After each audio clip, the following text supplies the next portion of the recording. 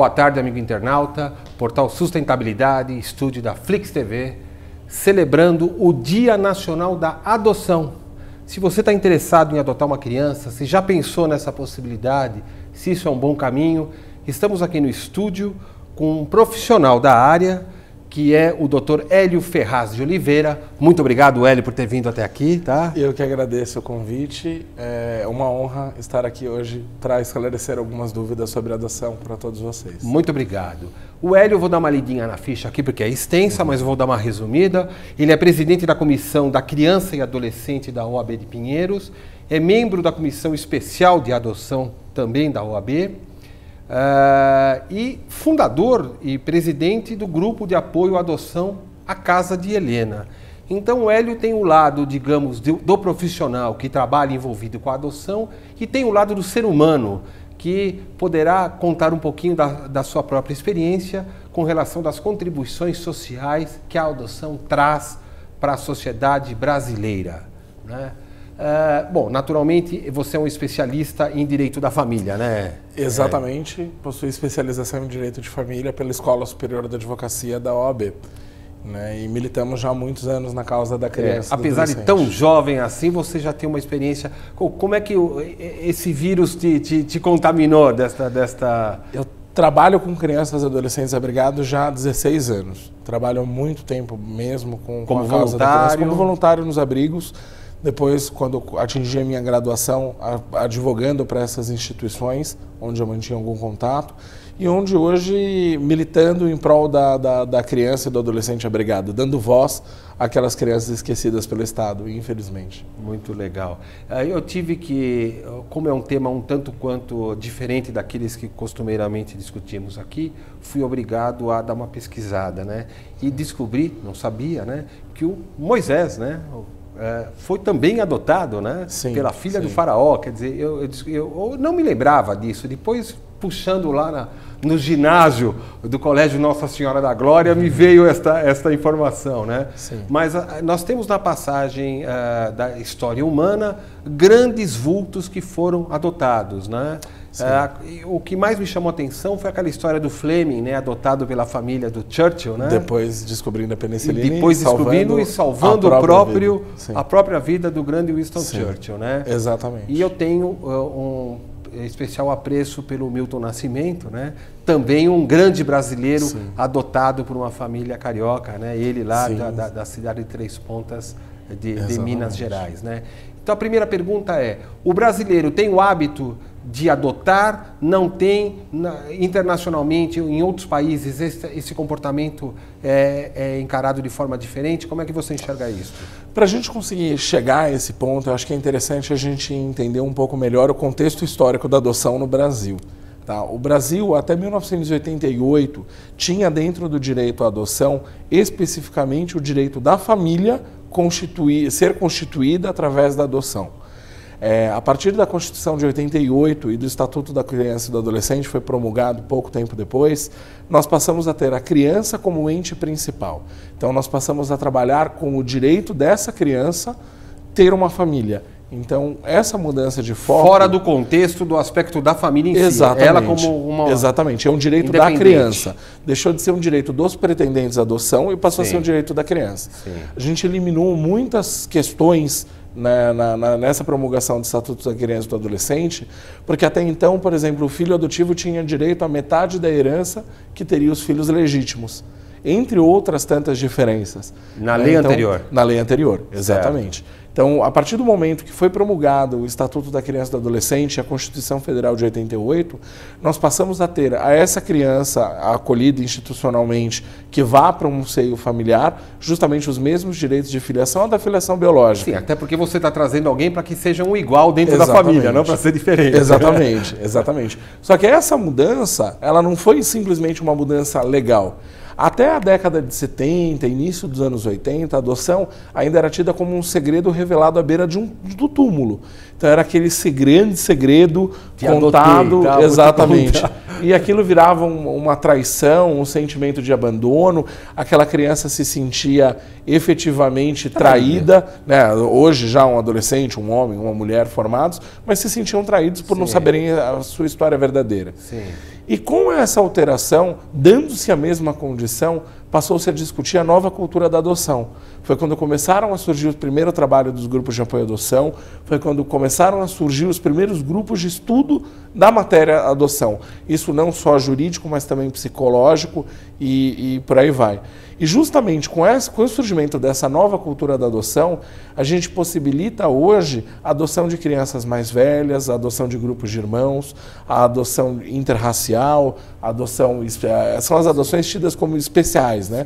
Adoções necessárias. Onde a diversidade está inserida no contexto da adoção. Exatamente, porque as famílias passaram a deixar de esconder o contexto da adoção. Sim. Então, se eu não preciso mais esconder do meu filho que ele é adotivo, por que eu vou escolher uma criança recém-nascida? Se eu posso dar uma oportunidade para uma criança mais velha. Ou seja, antigamente só se adotava crianças recém-nascidas e Exatamente. agora abriu uma nova possibilidade.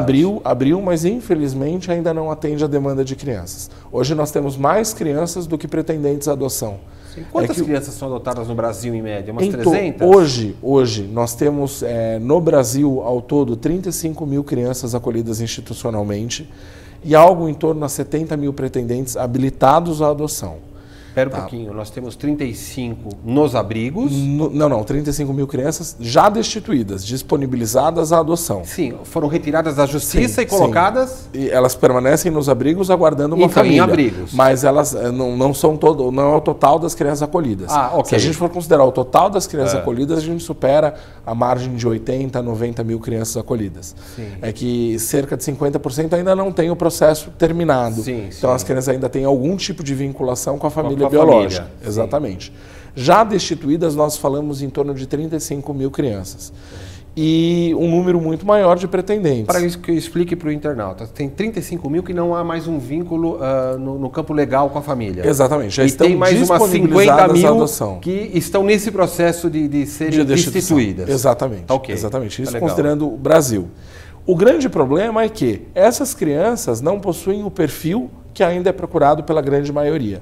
Hoje, a gente fala, por exemplo, que para se buscar a adoção de uma criança recém-nascida, até 6 meses de idade, branca, sem nenhum tipo de problema de saúde, sem nenhuma vinculação com irmãos ou com a própria família, a gente fala em uma fila de espera de aproximadamente 10 a 12 anos no estado de São Paulo. 10 a 12 anos? Exatamente. Quer dizer, ele de criança já vai adotar um adolescente. É que na verdade assim, você vai continuar aguardando até a chegada dessa criança dentro do perfil. Sim. Demora de 10 a 12 anos para que se chegue essa criança recém-nascida dentro desse perfil. Sim. Se a gente for majorar esse perfil, se a gente aumentar esse perfil para adoção de uma criança, um grupo de irmãos, com a criança mais velha em torno de 8 anos, a gente praticamente fala aí de 3 a 6 meses de fila. Então, a diferença e a diversidade que a gente fala é realmente o perfil, né? A questão é que a realidade dos abrigos ainda é de crianças pardas e negras, ainda é de grupos de irmãos, ainda é de crianças com alguns tipos de problema de saúde que demandam uma atenção especial e que não é o perfil de adoção do brasileiro. Isso não é um problema também o fato de, se uma criança está sendo destituída do laço familiar no campo jurídico, né? Se entenda que a família vive um problema, obviamente. Sim. Então se retira os irmãos. Sim. E aí é possível adotar só um lado e não o outro? Quer dizer, como que isso funciona na cabeça da criança que está no abrigo aguardando? O que acontece? Cada caso é um caso. Em geral, na adoção nacional não se admite a separação de grupos de irmãos. Existem alguns estudos, existe a intenção de se possibilitar essa separação do grupo de irmãos, mas ainda é algo muito inicial. Qual que é a sua opinião sobre isso? Porque assim, em vez de salvar, vou falar salvar é uma palavra, mas assim, é salvar, porque a criança às vezes está vivendo uma situação muito complexa. Quer dizer, em vez de dar um abrigo de uma família, de um lar organizado tal para uma, precisa ser para as duas, então não dá para ninguém. Eu acho que cada caso é um caso. É um caso. Cada caso é um caso. A gente tem grupos de irmãos que não são fortemente vinculados e que seriam perfeitamente separados. Sim. E ao mesmo tempo a gente tem grupos de irmãos que com as tragédias, porque o rompimento familiar, o laço familiar. Exatamente. O rompimento desse laço familiar é uma tragédia na vida dessa criança, é um luto a ser superado. Então, a partir do momento que ela foi para o acolhimento institucional, o único referencial de família é esse irmão, ou essa irmã, ou esse grupo de irmãos. É verdade. Então, eu acho que a gente tem que entender e entender a realidade de cada criança. Como leigo, estou convicto que isso deve ser uma realidade brutal. Sim. Né? Sem dúvida, eu acho que o principal aí é analisar cada caso como um caso. O direito, ele nunca pode ser uma ciência matemática. Na causa da infância, ele não pode, eu brinco que nem ser uma ciência humana. Né? Porque um homem não é capaz de entender a necessidade de uma criança. É uma missão dada que é um poder divino, entregue a um magistrado, a um promotor, a um advogado, para decidir o futuro dessa criança. Se a gente não consegue, às vezes, entender-se a si próprio, quanto mais o que pensa uma criança, o que sente. Exatamente. Né? Mas quantas são adotadas no Brasil por ano? Esses números estatísticos, eu acredito que em torno de 1.000 a 1.500 no Brasil, enquanto número nacional. Eu fui olhar uns números, achei que estava por volta de 300 e tanto e tal. Não, aí é provavelmente o número estadual, Estado de São Paulo. Exatamente. O número de adoções no Brasil cresceu bastante. Tá? A nossa realidade hoje, brasileira, para adoção, e que inclusive acabou atrapalhando um pouco a adoção internacional, é justamente pela construção de um novo perfil adotivo. Uma criança, há 10 anos atrás, com 8 anos, não tinha perspectiva nenhuma de ser adotada aqui no Brasil. E ela iria para a adoção internacional tranquilamente. Hoje em dia, essa criança é adotada facilmente dentro do perfil do próprio brasileiro. Então, essa mudança de cultura favorece e constitui... Você quer dizer, inclusive, que uma relativa melhoria na situação econômica permitiu que parte das crianças ficassem no Brasil para adoção? Eu acho que também melhoria econômica, mas não só. Eu colocaria principalmente a mudança da cultura. O fato de ter a adoção como um orgulho e não como um segredo. Os meus filhos, eles carregam no peito a ideia da adoção e eles trazem isso de uma forma muito feliz. Você tem 3 filhos adotivos? Tenho 3 filhos adotivos. Qual a faixa etária deles agora? 5, 6 e 11... Perdão, 6, 7 e 11 anos. São irmãos? São irmãos. São 3 irmãos. E a relação deles com você? Eu permitiria até ir mais longe na pergunta. Que contribuição essas crianças trazem para a tua vida? Porque talvez isso seja a mensagem a ser passada para as pessoas, não só as mães que não conseguem engravidar, mas os casais que por qualquer motivo não puderam ter filhos, ou enfim. Que contribuição que esta nova família que se constituiu trouxe para você? O que eu posso te falar, Roberto, é o seguinte. A gente tem uma camiseta do grupo de apoio à adoção em que a minha está escrito fui adotado e a dos meus filhos está escrito eu adotei. A adoção ela tem que acontecer dos dois lados. A criança também adota a família. E eles me permitiram a construção de uma família muito bem estruturada, graças a Deus. E eles são a grande razão de tudo, de todo o trabalho, é a justificativa. Você tem os mesmos problemas, discute no café da manhã pela margarina, pelo não sei o quê, pelo não sei o que lá, não muda em nada. Família de propaganda de comercial de margarina é só de margarina. É só na propaganda. Toda família é a mesma coisa. Entendeu? Temos todas as dificuldades, mas temos todo o amor que justifica a nossa existência. E por que nos Estados Unidos, por exemplo, a quantidade de crianças adotadas lá é muito maior? Você acha que existe uma relação social entre as pessoas de maior patriotismo? O sistema no campo sistema é diferenciado. O sistema é diferenciado. Nos Estados Unidos nós trabalhamos com um modelo chamado Forest Care. Forest Care, ele elimina a figura do abrigo. Então você tem pouquíssimas crianças dentro de instituições, porque existem famílias que recebem verbas do Estado para manter essas crianças dentro do seio familiar. Então, na verdade, o problema social lá é muito grande, mas é ocultado por conta dessa formatação. Então, as crianças são famílias que adotam profissionalmente. Quer dizer que elas são contratadas para isso? São contratadas para cuidar. E aí não fica uma coisa assim do tipo, é uma espécie de Bolsa Família, né? Eu quero receber uma, então tudo bem. Se a gente for ver, existem alguns filmes americanos que trabalham justamente esse problema, que eles mostram que essas famílias que cuidam das crianças não necessariamente têm amor, não necessariamente cuidam e etc. Os Estados Unidos, eles têm o próprio sistema legal deles é muito diferenciado. Então, por exemplo, você pode impedir que um técnico vá te visitar na sua residência. É um direito seu Sim. se recusar a receber um técnico Sim. em sua residência. E um técnico, eu digo um psicólogo, um assistente social, para acompanhar justamente essa criança, que é algo que no Brasil seria totalmente fora de questão, fora de cogitação. Até pela própria segurança da criança. Sim. Então, os números não aparecem, não por ser uma realidade diferente, mas, na verdade, por ser um sistema diferente que oculta. É mais ou menos como aquelas favelas que tínhamos e que se construíram prédios bonitinhos na frente. E exatamente, e se escondeu a favela. Então, nós colocamos essas crianças em famílias que recebem salários, e essas crianças não estão mais acolhidas. Essas crianças estão dentro de seios familiares, mas é pela formatação. Se você fosse um ministro de governo... Difícil. Me permite a piada, não posso perder, mas às vezes pela qualidade que a gente vê de alguns ministérios, não está sendo tão difícil ser assim, tá? Mas no caso aqui, considerando sua capacitação, que eu vejo e sei que é muito grande.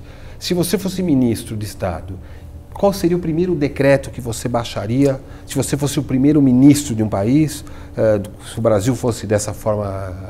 Sem dúvida alguma, a separação das varas da infância. A repartição do trabalho nas varas da infância e da juventude e o maior aparelhamento dessas varas. A gente teve alguns avanços recentemente. Final do mês de abril houve o Conselho Nacional de Justiça emitiu um provimento, que é o provimento 36, que determina, entre outras coisas, a construção de novas varas da infância e da juventude em cidades com mais de 100 mil habitantes, aparelhamento de todas as varas da infância e da juventude com pelo menos um psicólogo, um pedagogo e um assistente social. A figura do pedagogo é extremamente importante e são raríssimas as varas da infância que contam com esse profissional, entre outros avanços. Mas, infelizmente, dentro de uma única vara da infância e da juventude, nós temos pessoas trabalhando, o juiz que trabalha na vara da infância e da juventude, ele trabalha com o caso de crianças sendo molestadas, crianças abandonadas, crianças em situação de risco social, risco pessoal, risco moral, risco de todos os tipos, menor infrator, pretendentes à adoção, processos de habilitação para adoção. As matérias são muito complexas e a prioridade desse magistrado é brincar ali com aqueles pratos, virando os pratos. Sim, e infelizmente, nesse equilíbrio de pratos, a urgência maior é efetivamente a criança em situação de risco e o menor infrator. Então, a causa da adoção acaba ficando de lado. Então, infelizmente, não nos falta lei. O brasileiro como em todos os campos jurídicos do Brasil, não falta lei. Extremamente regulado. Sim. O brasileiro é extremamente regulado. A gente fala em marco civil de internet, a gente fala em novos estatutos, novo Código de Processo Civil. A nossa questão não é legislação. A nossa questão é a aplicação da norma. Nós temos desde 2009 uma previsão de que cada juiz que não inclui uma criança dentro de um cadastro nacional arcar com uma multa de R$2.000 por criança não inserida. O juiz? O juiz. Ele, a pessoa física dele. Exatamente. A responsabilidade é pessoal. Sim. O magistrado, ele zela por essa criança. Sim. Ele é, entre aspas, o guardião dessa criança. Ele é o padrinho dela, digamos assim. Exatamente. E caso essa criança não venha a constar dentro dos cadastros, essa criança está sendo tolhida do maior de todos os direitos, que é o direito de pertencimento a uma família. Sim, porque ela não será nunca localizada, porque ela não está cadastrada. Esse magistrado deveria ser punido, esse magistrado deveria ser executado em relação a essa multa. Isso não... Que eu tenha conhecimento, isso nunca aconteceu. Nós temos desde 1988, desde 1992, com o Estatuto da Criança e do Adolescente, a previsão do prazo para um processo de destituição do poder familiar ou de um processo de adoção para conclusão em 4 meses, 120 dias. Nesse provimento 36 se estabeleceu que o juiz que demore mais de 1 ano vai efetivamente ser investigado pelas corregedorias. Gerúndio. Só que se ele for investigado pela corregedoria porque demorou 1 ano, ele já ultrapassou em 3 vezes o prazo dele. Nossa. Por que nós não fazemos cumprir a norma que existe? O tempo da criança não é amanhã, o tempo da criança é hoje. Não dá para a gente falar para a criança, espera, porque amanhã eu vou procurar uma família para você. Né? Infelizmente, o tempo da criança é o ontem, na verdade, não é nem o hoje. Está sendo necessário a criação de novos abrigos ou apoio aos abrigos? Esses abrigos são sustentados, por exemplo, você dirige aqui o grupo de apoio à adoção à Casa de Helena. O que esse grupo faz? O grupo de apoio, ele trabalha com a preparação de pretendentes à adoção. Muitas pessoas acham que dentro do grupo de apoio existem crianças. Não existe. Sim. Dentro do grupo de apoio à adoção, você trabalha e você faz a preparação psicossocial e jurídica desses pretendentes para que eles se preparem para o desafio que é a paternidade. Durante o processo adotivo, o pretendente tende a idealizar uma adoção. Então, o meu filho não vai tirar notas baixas, o meu filho vai adorar tomar banho, o meu filho vai adorar fazer lição de casa. Comer verdura. Vai adorar comer verdura, entendeu? Ele quer chicória, né? Como ficou eternizado. Seu filho vai adorar chicória. E, efetivamente, o que acontece não é isso. E quando se depara com essa realidade, é que realmente os pretendentes acabam se frustrando e acabam acontecendo as famigeradas devoluções. Então, dentro dos grupos de apoio à adoção se trabalha... Acontece. Devolução. Infelizmente acontece. Dentro dos grupos de apoio à adoção, nós damos o suporte para que esse pretendente se prepare efetivamente para o processo adotivo. E a casa, esse tipo de casa, esse grupo de apoio, ele é uma ONG, ele é Ele é uma ONG, ele não, pelo menos o grupo de apoio à Casa de Helena, não conta com apoio governamental, nós não recebemos nenhum tipo de verba governamental, nós trabalhamos como voluntários, em parcerias com universidades e tudo mais. E nessa preparação, o grupo de apoio completa agora 5 anos, vai completar dia 25. Que maravilha. Nesse próximo domingo completamos, justamente no Dia Nacional da Adoção, 5 anos. 25 de maio agora, exatamente, Dia Nacional da Adoção. Exatamente. Nós completamos 5 anos de existência do grupo de apoio.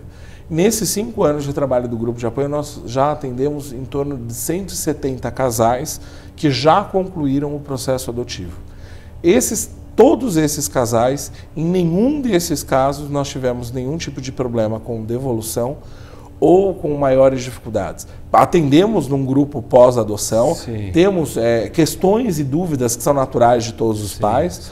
Agora, questões efetivas de devolução, questões de incompatibilidade de gêneros, mais graves nunca aconteceu.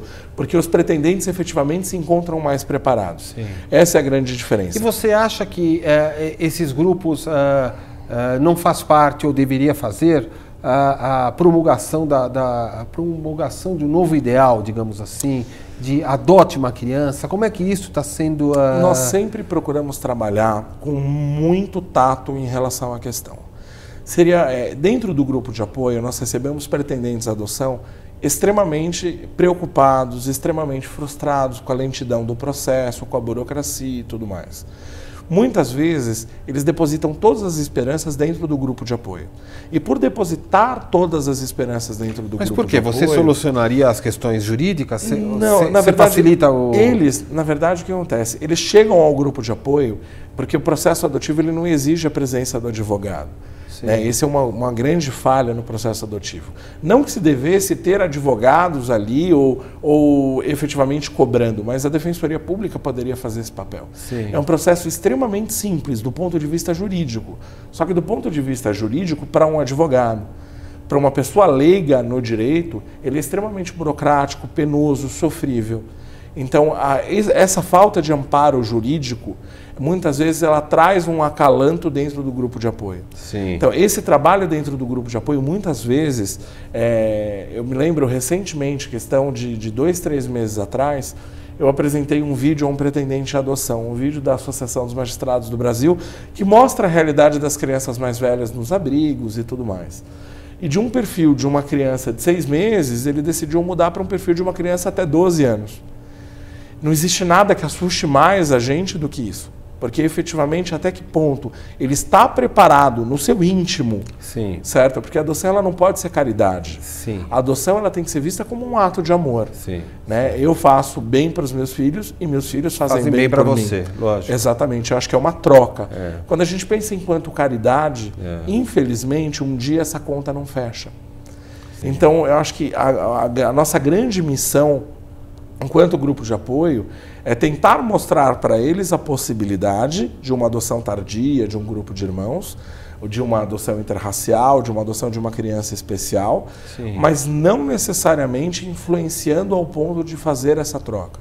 O pretendente tem que entender que se para ele é importante passar pela fase de fralda, passar pela fase da amamentação, passar pela fase do engatinhar, ele tem que procurar por um bebê.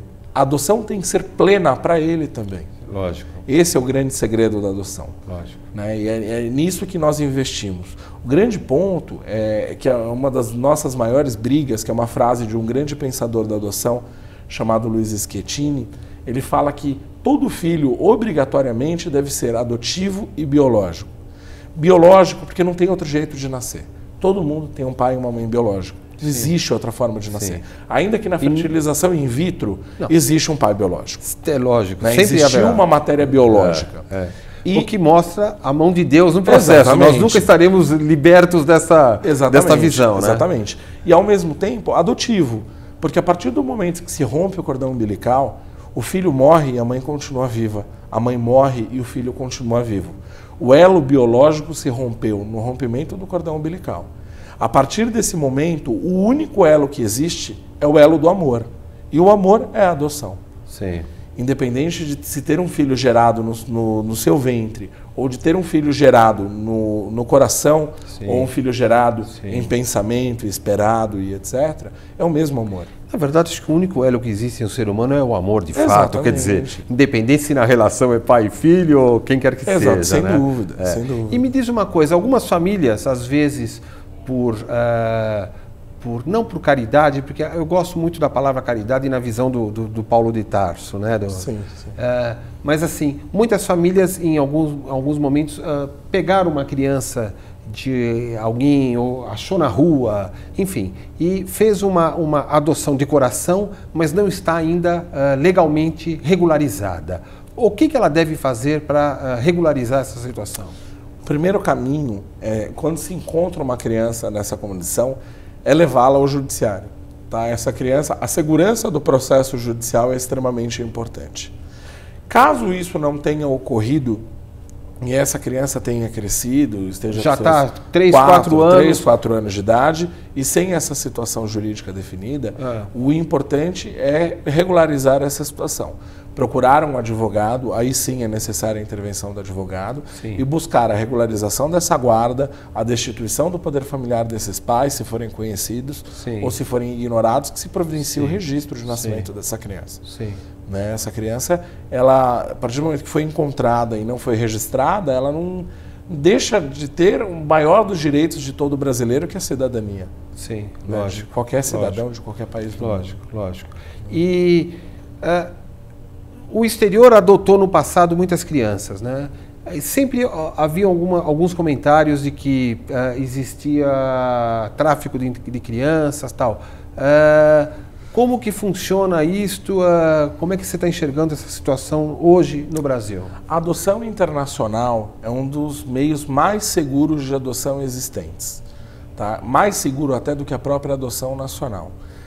O pretendente à adoção domiciliado no exterior, para poder adotar no Brasil, por primeiro passo, o país tem que ser signatário da Convenção de Haia para a adoção internacional, onde são estabelecidos todos os procedimentos e toda a forma de proceder dessas associações que lidam com esses processos de adoção internacional e até mesmo todo o procedimento em si, no exterior e no Brasil.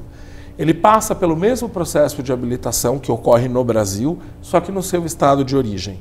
Esse estudo social é feito, ele é habilitado por um juiz competente no seu país de origem. E com essa sentença ele procura uma associação especializada em adoção internacional. São associações sem fins lucrativos, são associações que têm como grande mistério realmente a possibilidade de adoção de crianças de países que não dão conta efetivamente da demanda de crianças que precisam de famílias. Essa associação vai providenciar toda a tradução juramentada. Porque lá é o inverso, né? Lá falta criança e sobra pais. Aqui no Brasil... Eu estive recentemente em Portugal, é algo que é impressionante. Você vai em restaurantes, você vai em mercados, você vai em parques, em praças e você não vê crianças. É algo extremamente difícil e triste, porque você percebe que a cultura do país vai se esvaindo, você percebe que o futuro em si acaba se perdendo. Né? Lógico. Então, mas daí ele faz essa habilitação, feita essa habilitação, ela é traduzida por um tradutor juramentado, consularizada no consulado brasileiro e trazida para o Brasil. Esse casal é habilitado junto à CEJAI, que é a Comissão Especial Judiciária de Adoção Internacional. Aqui no estado de São Paulo, fica dentro do Fórum João Mendes. E essa Comissão Especial Judiciária, ela vai providenciar a localização de crianças dentro desse perfil ou colocá-los à espera dentro da fila. Houve uma mudança significativa recentemente também em relação a isso, porque os cadastros de adoção internacional e os cadastros de adoção nacional agora vão ter um ponto de interligação para possibilitar que os casais internacionais encontrem crianças dentro do cadastro nacional. Perfeito. Quando localizado, é iniciado o estágio de convivência. Esse casal vem ao Brasil e permanece muitas vezes por 2, 3 meses no Brasil, até a conclusão do estágio de convivência e adaptação dessa criança à nova realidade. Então eles retornam para o seu país de origem, já com a filiação concluída, como filhos, certo? Para que seja iniciado o processo de regularização no país de origem. E durante os 3 próximos anos, essa associação acaba a cada 6 meses apresentando relatórios dizendo o acompanhamento dessa criança. Então, falar que a adoção internacional constitui tráfico de órgãos, prostituição infantil e etc. É uma loucura. É uma loucura. É uma loucura. Efetivamente, a gente sabe que existe um problema de tráfico internacional de crianças. Mas não é através da entidade. Não é através, não é da forma legal. Sim. Né? Nós temos aí dados estatísticos que desaparecem por dia cerca de 50 crianças no Brasil. Nossa. Então são 50 famílias destroçadas por dia. Né? Faltam políticas públicas que possam efetivar, como por exemplo nos Estados Unidos a gente tem Alerta Amber, é uma metodologia que foi construída em cima de uma criança desaparecida e que possibilitou a sua localização num prazo recorde de 24 horas ou 48 horas. Não existe um protocolo. Infelizmente, as fronteiras brasileiras são muito grandes e pouco vigiadas.